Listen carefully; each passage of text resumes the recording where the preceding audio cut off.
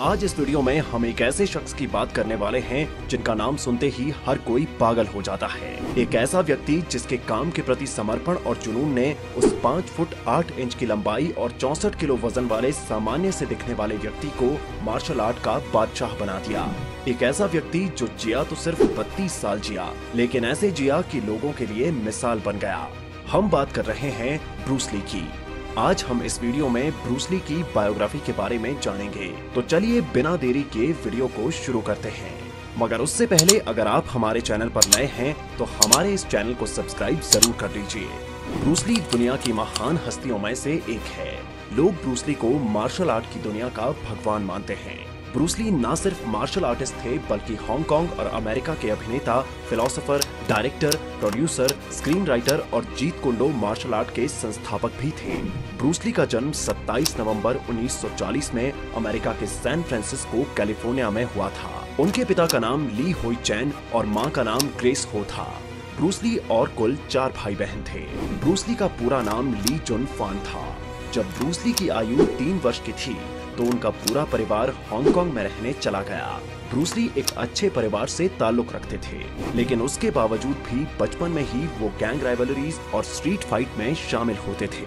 Bruce Lee की इस fight में काबिलियत को उनके पिता पहचान गए थे, तो इसके लिए उनके पिता ने ब्रूस ली को घर पर ही प्रारंभिक मार्शल आर्ट ट्रेनिंग देनी शुरू कर दी थी। जब ब्रूस ली 13 वर्ष के हुए तब उन्हें यीप मैन और वोंग शुन ल्यूंग से विंग चुन का प्रशिक्षण लेने के लिए भेज दिया गया था। ब्रूस ली की प्रारंभिक शिक्षा ला सल्ले कॉलेज से हुई थी, लेकिन ब्रूस ली की उस कॉलेज में परफॉर्मेंस अच्छी नहीं थी, जिसके कारण ब्रूस ली का admission Saint Francis Xavier College में करा दिया गया था। कुछ समय बीत जाने के बाद उनका परिवार ब्रूस ली के साथ सैन फ्रांसिस्को से सिएटल रहने के लिए चला गया।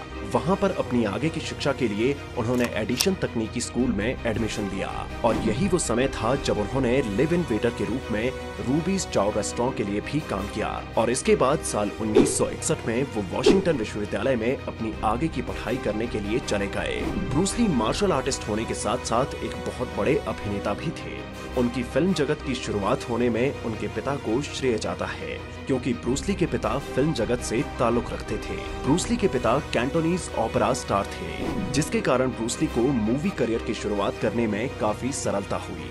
ब्रूस ली ने छोटी सी उम्र में ही फिल्मी जगत में कदम रख लिया था।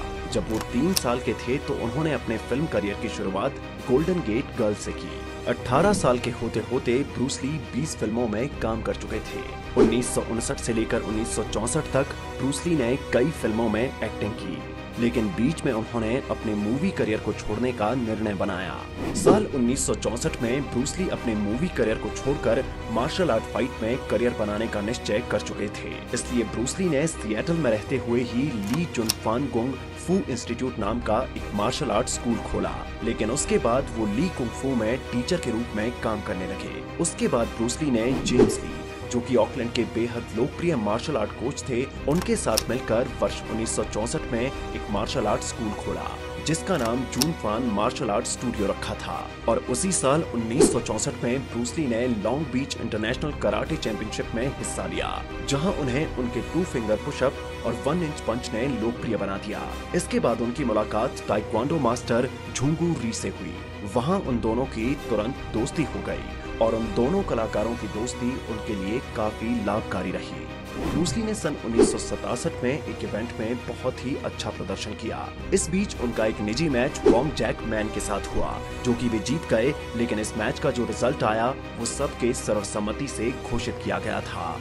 ब्रूस ली का लॉन्ग बीच कराटे चैंपियनशिप में असाधारण प्रदर्शन के चलते ब्रूस ली बड़े-बड़े हॉलीवुड डायरेक्टर की नजरों में आने लगे। वो इतने पॉपुलर हो चुके थे कि उनकी एक बार फिर से सिनेमा जगत में वापसी हो चुकी थी। उन्हें 1966 में ग्रीन हॉर्नेट नाम की एक सीरीज में काम करने के लिए अवसर मिला, लेकिन ब्रूस ली वहां पर ज्यादा प्रसिद्धि नहीं बटोर पाए थे।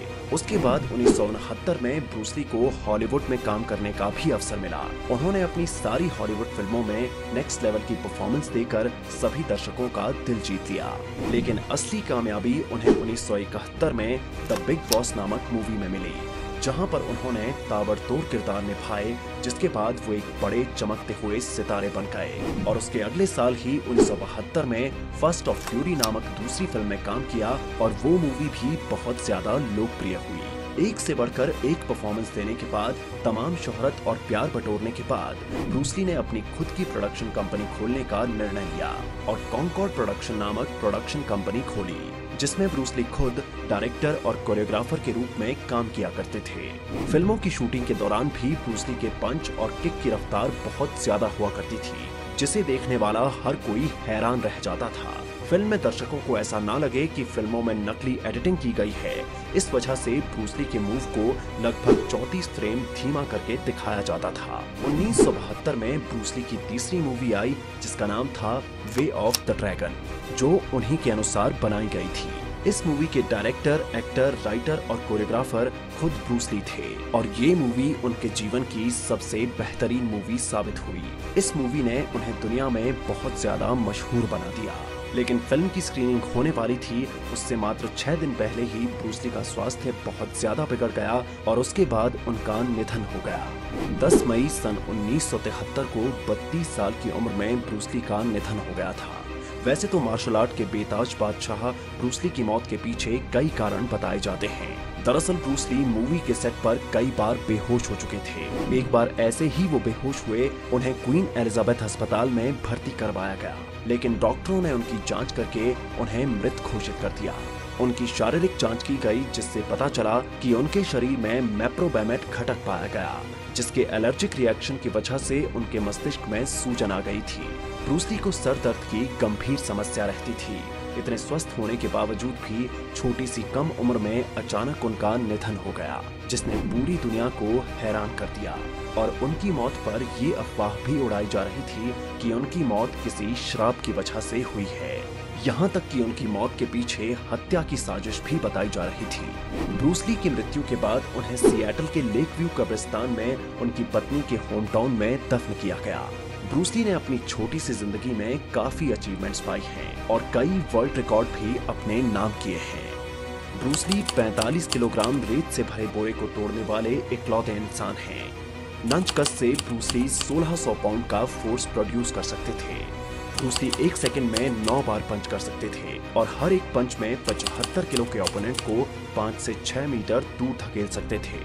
ब्रूस ली की 350 पाउंड की पंचिंग पावर थी, जो कि बॉक्सिंग चैंपियन मोहम्मद अली के पावर के जितनी थी। लेकिन ब्रूस ली का वजन सिर्फ 130 पाउंड था और वहीं मोहम्मद अली का वजन उनसे 2 गुना यानी 260 पाउंड था।